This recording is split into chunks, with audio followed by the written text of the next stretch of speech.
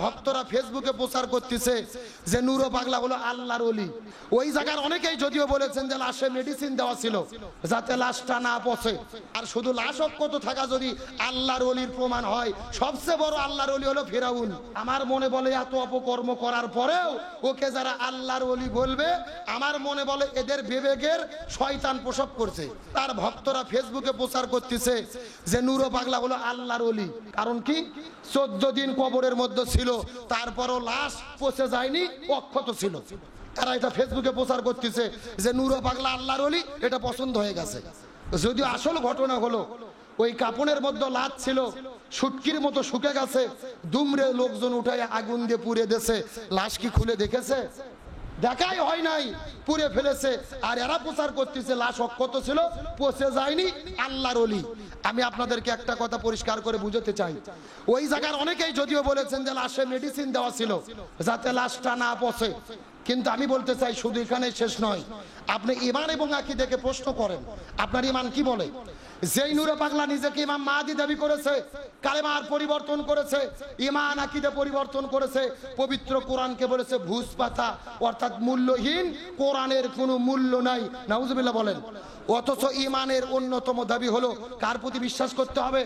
কোরআনের প্রতি বিশ্বাস রাখতে হবে, আসমানি কিতাবের প্রতি বিশ্বাস রাখতে হবে। এখন আমার প্রশ্ন, যেই পাগলে কোরআনকে বলল মূল্যহীন ভুজ পাতা কিতাব, ইমাম মাহদী দাবি করলো, কালেমার বিকৃতি করলো, নিজের কবরের উপরে কাবা ঘর বানাইয়া তাওয়াফ করার ঘোষণা দিল, এই ব্যক্তি মরার পরে লাশ পচেনি দেখে আপনি বলতেছেন আল্লাহর ওলি। ও কি আল্লাহর ওলি হতে পারে? আমার মনে বলে এত অপকর্ম করার পরেও ওকে যারা আল্লাহর ওলি বলবে, আমার মনে বলে এদের বিবেকের শয়তান প্রসব করছে। কথা কন না আপনারা? আপনার ইমান আকীদা পরিষ্কার করেন। কে রে এ যে অপকর্ম করেছে, এর তো মুসলমান থাকারই প্রশ্ন আসে না, আর আপনি তাকে আল্লাহর ওলি বালাই দিলেন। আর শুধুমাত্র লাশ অক্ষত থাকলে যদি আল্লাহর ওলি হয়, তে বহু আল্লাহর ওলি তো মেডিকেল কলেজের হিমাগারের মধ্যে পড়ে আছে। আমার কথা কি বোঝেন নাই? কত হিন্দু বৌদ্ধ খ্রিস্টানের লাশ দেহদান করছে, মরার পরে মেডিসিন দিয়ে হিমাগারে রেখে দিয়েছে। আর শুধু লাশ অক্ষত থাকা যদি আল্লাহর ওলির প্রমাণ হয়, সবচেয়ে বড় আল্লাহর ওলি হলো ফিরাউন। কথা কয় না? কে রে হাজার হাজার বছর ধরে ফিরাউনের লাশ পড়ে আছে, ওকে কি আল্লাহর ওলি বলা যাবে? নাউজুবিল্লাহ। সুতরাং কোরআন হাদিস ইমান আকীদা বিরোধী বিশ্বাস লালন করে যাকে তাকে আল্লাহর ওলি বালাই দেন না।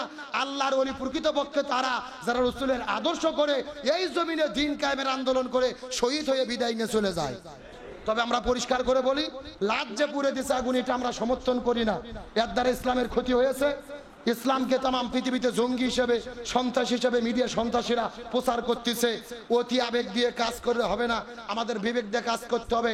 আমরা শিরকের বিরোধী, তবে মানুষ মরে যাওয়ার পরে তাদের লাশ তুলে আগুন দিয়ে পুড়ে ফেলা, এটা মানবিক কাজ হতে পারে না, বরং এর দ্বারা ইসলামের ক্ষতি হয়েছে। এজন্য বলতে চাচ্ছিলাম যে আমাদের ইসলামের ধর্মীয় জ্ঞানের চাইতে ধর্মীয় আবেগ বেশি, সচেতন থাকতে হবে। আমরা পরিষ্কার করে বলি, আমরা শিরকের বিরুদ্ধে, বিদআতের বিরুদ্ধে। তবে একটা লাশ কবর থেকে উঠাইয়া আগুন দিয়ে পুড়ে দেওয়া, এটা কখনো ইসলাম সমর্থন করতে পারে? আমার নবী রাস্তায় বসেছিলেন, হঠাৎ করে একটা লাশ দেখে দাঁড়িয়ে গেলেন। সাহাবী বলতেছি, ইয়া রাসূলুল্লাহ, আপনি কেন দাঁড়িয়ে গেলেন? এটা তো ইহুদির লাশ। রসুল বলছেন, যদিও ইহুদি হোক, ও তো মানুষ, ও মরে গেছে, ওর আর কোনো খারাপ কাজও করার সুযোগ নাই, মন্দ কাজও করার সুযোগ নাই। আমি মানুষ হিসেবে দাঁড়িয়ে গেছি। আমার নবী ইহুদির লাশকে দাঁড়িয়ে সম্মান করলেন, আর আপনি তৌহিদি জনতার নাম দিয়ে একটা নূরে পাগলার লাশকে কবর থেকে উঠাইয়া আগুন দিয়ে পুড়ে ফেললেন। এটা কখনোই মুসলমানের কাজ হতে পারে না, এটা ইসলামের চূড়ান্ত সীমা লঙ্ঘন। আমি বলতে চাচ্ছিলাম, রসুলের সিরাতের 4 নম্বর শিক্ষা, ন্যায় বিচার কায়েম করতে হবে। রসুলের সিরাতের 5 নম্বর শিক্ষা, মনে যদি রাগ আসে, রাগকে নিয়ন্ত্রণ করতে হবে। রাগ আমাদের সকলের মধ্যে আছে না নাই? আমরা রেগে যাই। রাসূল হাদিসের মধ্যে বলেছেন, যখন তোমাদের মধ্যে রাগ আসবে, তোমরা রাগকে নিয়ন্ত্রণ করার জন্য যদি দাঁড়িয়ে থাকো অবস্থা থেকে তোমরা বসে যাও। রাসূল বললেন, যদি বসার পরেও রাগ নিয়ন্ত্রণ না হয়, সেখান থেকে তোমরা শুয়ে যাও। রাগকে নিয়ন্ত্রণ করার চেষ্টা করো, রাগ তোমাদের নিয়ন্ত্রণ করতে হবে। এবং যদি কোনো কর্মীর উপরে রেগে যান, তাকে ক্ষমা করে দিতে হবে। এটাই রাসূলের এবং ইসলামের সৌন্দর্য। আমাদের দায়িত্বশীলদের মধ্যে এমনও ভাই আছে, 2 বছর আগে কোনো এক কর্মী আপনার কথা শোনেনি, আনুগত্য করেনি, অথচ 2 বছর পরে আপনি সেট আপ দিচ্ছেন ইউনিয়ন, মনে করতেছেন যে 2 বছর আগেও তো আমার কথা শোনেনি, দায়িত্ব দেওয়া যাবে না। একটা শয়তান কুমন্ত্রণা দেয় না, আপনি মন থেকে দেখতে পারেন না, কিন্তু না, রসুলের আদর্শ, রসুলকে তাইফে রক্তাক্ত করা হয়েছে, রসুল রক্তাক্ত হয়ে মাটিতে পড়ে গেছেন, আবার নবী উঠেছে, আবার পাথর মেরেছে, আল্লাহর কুদরতি মনে কষ্ট লেগে গেছে, জিবরাইলকে বলে তুমি কোথায়, তোমার নূরের পাকাগুলো নিয়ে তাইফে চলে গিয়ে রসুলের নিচে বিছাই দাও। জিবরাইল আলাইহিস সালাম 350 নূরের পাকা ব্যবহার করে রসুলের কাছে এসে রক্ত পড়ার আগে রসুলের নিচে রহমতের ডানা বিছাই দিয়েছে। আমার নবী আল্লাহ বলে, রসুল আপনি যদি বলেন এই তাইফের কাফেরদেরকে আমি ধ্বংস করে দেব, মাটিতে মিশাইয়া দেব, তখন আল্লাহ তাআলার কাছে রসুল বলেন, রাসূল আপনি যদি সবাইকে ধ্বংস করে ফেলেন তাহলে আমি দিনের দাওয়াতটা দেব কার কাছে? সুবহানাল্লাহ বলেন। বরং আমি এদের ধ্বংস চাই না, আপনি এদেরকে ক্ষমা করে দেন। আল্লাহ তাআলা ক্ষমা করে দিলেন। তারপর রাসূল আমাদেরকে শিখাই দিলেন, অন্যায় করবে, কোনো ভাই ভুল করবে, সংশোধন করে ক্ষমা করে দিয়ে তাকে কাছে টেনে নেওয়া, এটাই হলো ইসলামী ছাত্র শিবিরের আদর্শ। তার কারণ আমরা, আল্লাহ তাআলা আমাদেরকে প্রেরণ করেছেন, আমাদেরকে আল্লাহ তাআলা পুলিশ করে র‍্যাব করে প্রেরণ করেন নাই। আল্লাহর কোরআন বলেছেন, ফাযাক্কির বিল কুরআনি মাইয়া খাফু ওয়াইদ, হে রাসূল আপনি পুলিশ নয়, র‍্যাব নয়, মানুষকে মারিয়ে পিটে দিনের পথে আনবেন না, আপনি কোরআনের দাওয়াত দেন, আমি আল্লাহ যদি চাই সে হেদায়েত পাবে। আপনার আমার কাজ হলো মানুষকে দাওয়াত দেওয়া। ওরা হিংসা করেছে, ওরা আমাদের বিরুদ্ধে শত্রুতা করেছে, আমরা শত্রুতা করব না, আমরা ভালোবাসা দিয়ে তাদেরকে জয় করব, হেরে যাবে ওদের হিংসা, জিতে যাবে আমাদের ভালোবাসা, ইনশাআল্লাহ বলেন। সুতরাং ইসলামী ছাত্র শিবিরের আদর্শ, আমরা ক্ষমা করে দেব, আমরা মাফ করে দেব, আমরা ন্যায় পরায়ণ হব। তাহলে এই শিক্ষা হলো রাগকে নিয়ন্ত্রণ করে ক্ষমা করে দেওয়া। রসুলের সিরাতের 7 নম্বর শিক্ষা হলো আমাদেরকে সত্যবাদিতা হতে হবে।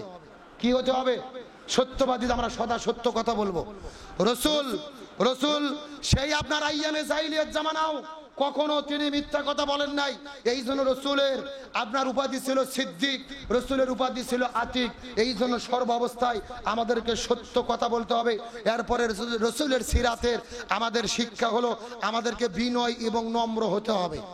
বিনয়, আপনি ইসলামী ছাত্র শিবিরের দায়িত্বশীল, আপনার ব্যবহার যদি কর্কশ হয়, আপনি যদি উগ্র মেজাজের হন, সাধারণ শিক্ষার্থীরা আপনার কাছে আসবে না।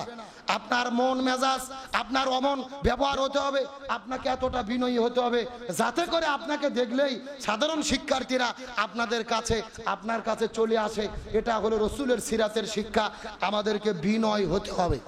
এবং আমরা আমাদের জীবনে দেখেছি, আপনারাও লক্ষ্য করে দেখবেন, আপনাদের এরিয়ার ভেতরে, আপনাদের গণ্ডির ভেতরে, এই পৃথিবীতে যারা যত বিনয়ী হয়েছে আল্লাহ তাদেরকে তত আকাশে উঠাইয়া সম্মানিত করে দিয়েছে। যারা যত নিজেকে ছোট মনে করে আল্লাহ তার সম্মানকে তত বাড়াই দেয়। আপনি যদি নিজেকে মনে মনে ভাবেন আমি সবচেয়ে ভালো পড়া জানি, আমি মেধাবী শিক্ষার্থী, এই ক্লাসের কে কি জানে, আপনি গর্ব করলেন, অহংকার করলেন। রসুল বলেন 3টা জিনিস মানুষকে ধ্বংস করে দেয়। 1 নম্বর লোভ, 2 নম্বর হিংসা, 3 নম্বর অহংকার। সুতরাং লোভ, হিংসা, অহংকার থেকে দূরে থেকে বিনয়ী হতে হবে, আমাদেরকে নম্র হতে হবে। আল্লাহ তাআলা আমাদেরকে তৌফিক দান করুক, বলেন আমিন। এরপরে 8 নম্বর সিরাতের শিক্ষা হলো আমাদেরকে ধৈর্য এবং সহনশীল হতে হবে। আমাদের ধৈর্যশীল হতে হবে। আল্লাহ তাআলা আমাদেরকে পরীক্ষা করবেন, বিপদ বালা মুসিবত দেবেন, ইমানের পথে বলিয়ান হয়ে আমাদের ধৈর্যশীল থাকতে হবে। আল্লাহর কোরআন বলেছেন, ইয়া আইয়ুহাল্লাযীনা আমানুস্তাঈনু বিস-সাবরি ওয়াস-সালাহ ইন্নাল্লাহা মা'আস-সাবিরিন। সূরা বাকারার 153 নম্বর আয়াতের মধ্যে বলেন, হে ঈমানদারেরা তোমরা ধৈর্য এবং সালাত আদায়ের মাধ্যমে আল্লাহর কাছে সাহায্য প্রার্থনা করো। ধৈর্যশীলদের সঙ্গে কারা থাকেন? আল্লাহর কোরআন 185 নম্বর, আল্লাহর কোরআন সূরা বাকারা 155 নম্বর আয়াতের মধ্যে বলেন, ওয়ালা নাবলুওয়ান্নাকুম বিশাইয়্যিম মিনাল খাউফি ওয়াল জুই ওয়া নাকসিম মিনাল আমওয়ালি ওয়াল আনফুসি ওয়াস সামারা ওয়া বাশশিরিস সাবিরিন। আল্লাহ বলতেছে আমি তোমাদের পরীক্ষা করব ভয় দ্বারা, ক্ষুধা দ্বারা, সন্তানের ক্ষতি দ্বারা, সম্পদের ক্ষতি দ্বারা। সফল কান্ত তারা যারা বিপদে সবুর করে। তারা রসুলের জীবনের, রসুলের সিরাতের 8 নম্বর শিক্ষা হলো আমাদের ধৈর্যশীল হতে হবে, আমাদের সহনশীল হতে হবে। আমরা পারস্পরিকভাবে অহংকার করব না। একে অপরের প্রতি হিংসা আছে না নাই? হিংসামুক্ত জীবনযাপন করতে হবে। বর্তমানে হিংসা নামক রোগ কিন্তু আমাদের প্রত্যেকের মধ্যে ঢুকে গেছে। আমরা একজন আর একজনের ভালো চাই না, বরং নিজের ক্ষতি করে হলেও অন্যের ক্ষতি করতে চাই। আজকে বাংলাদেশে যত ইসলামী দল রয়েছে আমরা সবাই যদি একতাবদ্ধ থাকতাম, পারস্পরিক হিংসা বিদ্বেষ না থাকতো, এই বাংলাদেশে জালিমেরা চোখ রাঙাতে পারতো না। কিন্তু আমরা পারস্পরিক হিংসার মধ্যে নিমজ্জিত হয়ে গেছি। একটা গল্প পড়ে মনে পড়ে গেল, শিক্ষার জন্য বলতেছি। কোন এক গ্রামের একটা রাখাল আপনার জমিতে কাজ করেন, একদিন জমিতে চাষাবাদ করতে গেছেন, কোদাল নিয়ে যখন মাটিতে তিনি আঘাত করেছে, হঠাৎ করে মাটির মধ্যে একটা পুরনো কলস ছিল, ওই কলসটা ভেঙে ওখান থেকে একটা বিশাল বড় দৈত্য বের হয়েছে। কি বের হয়েছে? দৈত্য। দৈত্য চেনেন তো? সরাসরি তো আমরা দেখিনি, মোটামুটি একটা ধারণা আমাদের মাথার মধ্যে আছে, আলিফ লালার মধ্যে দেখা যায় নাকি? হ্যাঁ, বোঝার জন্য বলতেছি, লক্ষ্য করেন। এইরকম একটা দৈত্য বেরে বলতেছে, মালিক আমি দীর্ঘদিন এই কলসির মধ্যে আটকে ছিলাম, আপনি আমাকে মুক্ত করেছেন, আজকে থেকে আমি আপনার গোলাম হয়ে গেলাম, আমার কাছে যা চাবেন আপনি তাই পাবেন, তবে শর্ত হলো আপনি যা পাবেন আপনার পাশের বাড়ির যে মানুষ আছে সে ডবল পাবে। কি পাবে? ডবল। আপনি যা পাবেন তার ডবল। মানে আপনি যদি একটা বাড়ি করে নিতে চান, আমি একটা বাড়ি করে দেব, তবে পাশের মানুষকে দুইটা বাড়ি করে দেব। আপনার বাড়ি একতলা হলে ওর বাড়ি হবে 2 তলা। আপনি যদি 2 লক্ষ টাকা চান, আপনাকে দেব 2 লাখ, ওকে দেব 4 লাখ। এখন এই লোক চিন্তা করছে, না নিজে কষ্ট করে কলস বার করলাম, খামাখা মানুষের উপকার করে কোনো লাভ নেই।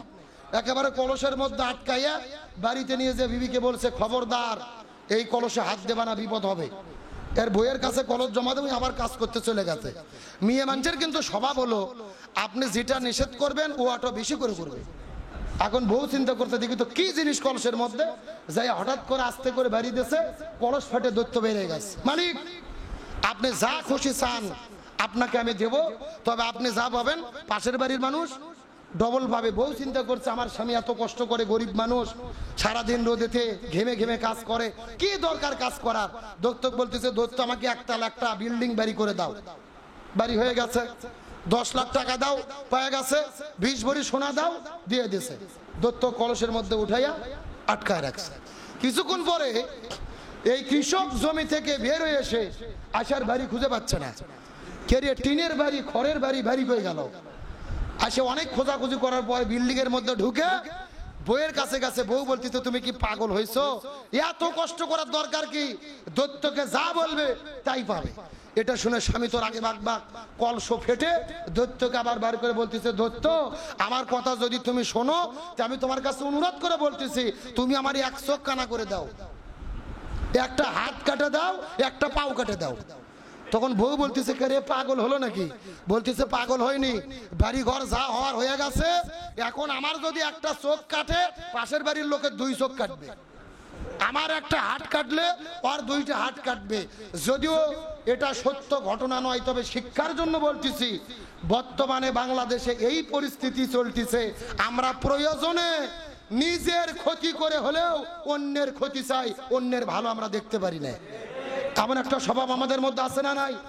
এই জন্য রসুলের সিরাতের শিক্ষা হলো, আমরা হিংসা করব না, লোভ করব না, অহংকার করব না, এখান থেকে আমাদের দূরে থাকতে হবে। রসুলের সিরাতের 9 নম্বর শিক্ষা, নারীদেরকে সম্মান করতে হবে। রসুল নারীদের অধিকার দিয়েছেন, নারীদেরকে সম্মান দিয়েছেন। ইসলামে আইয়ামে জাহিলিয়াতের জামানায় নারীদের কোনো সম্মান ছিল না। শিশু কন্যা সন্তানদেরকে জীবন্ত অবস্থায় হত্যা করা হতো। সেখান থেকে রসুলের জামানায় এসে রসুল বললেন, একটা কন্যা সন্তান যার হবে 1টা জান্নাত, 2টা কন্যা সন্তান যার হবে 2টা জান্নাত, 3টে কন্যা সন্তান যার হবে আমি নবী আমার সাথে জান্নাত। সুবহানাল্লাহ বলেন। তাহলে যেই জামানায় কন্যার কোনো মর্যাদা ছিল না, সেই জামানায় রসুল কন্যার মর্যাদা দিলেন। আমার নবী যে স্ত্রীর মর্যাদা দিলেন। আল্লাহর কোরআন বলেন, হুন্না লিবাসুল লাকুম আনতুম লিবাসুল লাহুন্না, স্বামী স্ত্রী উভয় উভয়ের পোশাক স্বরূপ, তোমরা তাদের ভালো ব্যবহার করো। আল্লাহ তাআলা নারীদের কত সম্মান দিয়েছেন। রসুলের সিরাতে দেখেন, এক সাহাবী এসে জিজ্ঞেস করে, ইয়া রাসূলুল্লাহ আমরা খেদমত করব কার? রসুল বললেন, তোমার মার। সাহাবী আবার জিজ্ঞেস করলেন, খেদমত করব কার? রসুল বললেন, তোমার মার। সাহাবী আবার জিজ্ঞেস করেন, খেদমত করব কার? রসুল বললেন, তোমার মার। তারপরে বললেন, তোমার বাবার। একবার বললেন বাবার কথা, মায়ের কথা বলেছেন কয়বার? তার মানে ইসলাম মহিলাদের যে সম্মান দিয়েছে, আর কোন ধর্ম এরকম সম্মান বলতে চাচ্ছিলাম। রসুলের সিরাতের শিক্ষা হলো নারীকে সম্মান করতে হবে। এবং রসুলের সিরাতের 10 নম্বর গুরুত্বপূর্ণ শিক্ষা, আমাদেরকে সময়ের মূল্য দিতে হবে। পরকালের প্রস্তুতি নিতে হবে। এই জায়গায় আমরা কিন্তু খুবই পিছিয়ে আছি। আল্লাহর রহমতে 24 ঘন্টা আমাদের 12 ঘন্টায় যায় ফেসবুক শরীফ চালায়। কি এমন কর্মী নাই? সারাটা দিন ফোন টিপে টিপে ইউটিউব দেখে দেখে সময় পার করি, অথচ সাংগঠনিক কাজ ব্যক্তিগত রিপোর্টে খুঁজতে গেলে 3 ঘন্টা পাওয়া যায় না, অথচ ওই লোকই অন্তত 6 ঘন্টা ফেসবুক চালায়। এমন ভাই আমাদের মধ্যে নাই? তাহলে আপনি 6 ঘন্টা ফোন টিপার টাইম পান, 3 ঘন্টা সাংগঠনিক কাজ করার টাইম পান না, তার মানে আপনি সময়ের গুরুত্ব দিতে পারেননি। রসুলের সিরাতের শিক্ষা হলো সময়ের গুরুত্ব দিতে হবে, আমাদের পরকালমুখী জীবন যাপন করতে হবে। আমি আপনাদের মধ্যে শুরু থেকে আবারও বলি, রসুলের জীবনের 10টা গুরুত্বপূর্ণ রসুলের সিরাতের শিক্ষা। 1 নম্বর শিক্ষা হলেন সব সময় আল্লাহকে স্মরণ করতে হবে। রসুলের সিরাতের 2 নম্বর শিক্ষা, কোরআনকে আমাদের সংস্পর্শে, সব সময় কোরআনের সংস্পর্শে আমাদের থাকতে হবে। রসুলের সিরাতের 3 নম্বর শিক্ষা, আত্মীয় এবং প্রতিবেশীর হক আদায় করতে হবে, সম্পর্ক টিকে রাখতে হবে। 4 নম্বর সিরাতের শিক্ষা, ন্যায় বিচার কায়েম করতে হবে। 5 নম্বর সিরাতের শিক্ষা, রাগকে নিয়ন্ত্রণ করে কর্মীদের ক্ষমার দৃষ্টিভঙ্গি রাখতে হবে। 6 নম্বর সিরাতের শিক্ষা, অতিরিক্ত কথা, এটা বাদ পড়েছিল, অতিরিক্ত কথা বলা থেকে দূরে থাকা। কথা বলার ব্যাপারে আমরা খুবই উদাসীন, মুখে যা আসে আমরা তাই বলে ফেলি, অথচ রসুলের হাদিস হলো যারা চুপ থাকলো এরাই মুক্তি পেল। এই হাদিস পড়ছেন না আপনারা? মানসামা, যারাই চুপ আছে, কথা কয়নি, না যা, ওরাই মুক্তি পেয়ে গেছে। তার মানে হাদিসের ব্যাখ্যায় মুহাদ্দিসগণ বলেন, কথা যত কম বলা যায় ততই ভালো। আর এমন কথা আমরা বলবো না যেই কথা আমরা পালন করব না। আল্লাহর কোরআন বলছে, লিমা তাকুলুনা মা লা তাফালুন। আপনি আপনার কর্মীদেরকে দাওয়াত দিচ্ছেন, ফোন কম টিপবেন, আপনি 8 ঘন্টা ফোন টিপতেছেন। আপনি বলতেছেন অবৈধ সম্পর্ক ভালো নয়, আপনি একটা মহিলার সঙ্গে কথা বলে সময় পার করতেছেন, সরাসরি দেখাও করেন না, প্রেমও করেন না, মনে মনে ভাবেন খালাতো বোন হয়তো, এমনি একটু মেসেজে আর কি চ্যাটিং হয়। এগুলো হলো শয়তানের ধোঁকা, শয়তানের কুমন্ত্রণা। আপনি একজনকে ভালো দাওয়াত দেবেন, কিন্তু যদি আপনি নিজে মেনে না চলেন, আপনার ওই দাওয়াতে কোনো উপকার হবে না। হাদিসে এসেছে, রসুলের কাছে একজন বেদুইন সাহাবী তার সন্তানকে নিয়ে রসুলের কাছে এসে বলছে, ইয়া রাসূলুল্লাহ, আমার সন্তান বেশি বেশি মিষ্টি খায়, গুড় খায়, আপনি একটু দোয়া করে দেন তো যাতে গুড় খাওয়া বন্ধ হয়ে যায়, আমি গরিব মানুষ, এত টাকা পাবো কই? রসুল বললেন, ঠিক আছে, 1 সপ্তাহ পরে এসো, আমি তারপরে দোয়া করব। 1 সপ্তাহ পরে বেদুইন সাহাবী আবার তার সন্তানটাকে নিয়ে এসেছেন, রসুল দোয়া করেছে, মিষ্টি খাওয়া বন্ধ হয়ে গেছে। এখন ওই সাহাবী রসুলকে জিজ্ঞেস করলেন, ইয়া রাসূলুল্লাহ, 1 সপ্তাহ আপনার কাছে এসেছি, আপনি তখন দোয়া করে দিলেই তো আমার সন্তান ভালো হয়ে যেত।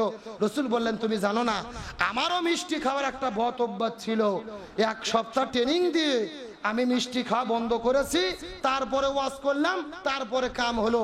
তার মানে বোঝা যায় নবী এমন ওয়াজ করেনি যেই ওয়াজ নবী পালন মেনে চলেনি।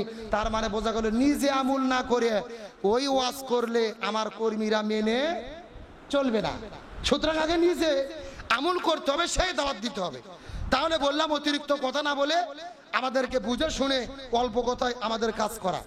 এটা হলেন 6 নম্বর সিরাতের শিক্ষা। 7 নম্বর শিক্ষা হলো সত্যবাদিতা হওয়া, বিনয় এবং নম্র হওয়া। 8 নম্বর সিরাতের শিক্ষা ধৈর্যশীল হওয়া, সহনশীল হওয়া।